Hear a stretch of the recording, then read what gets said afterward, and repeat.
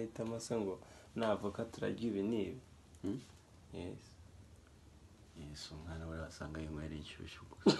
Umuntu wavukiye mu kiraro cy'inka. Yesu ntariko yaraducanze yavukiye mu cyaha cy'inka anywa inshyushyu umwuka bwe kandi ahita yindura amazi divayi. Buriya kandi ubundi ikintu yari gukora bitewe n'ahantu yavukiye. Yari gufata nk'amazi akayongera yawurute. Yari yororetse rwose. Yagize ngo yasa yatumye ko amukonyine ra.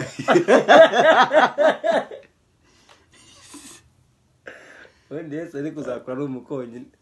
Yesu ubundi yari uwo mu Mutara. Ubundi nuko abi Kigali dushyuha ubundi Yesu yari kuba ari uwo mu Mutara. Akaze abanyatigaye barantangaza babishyushyemo kandi abo mu Mutara biturije.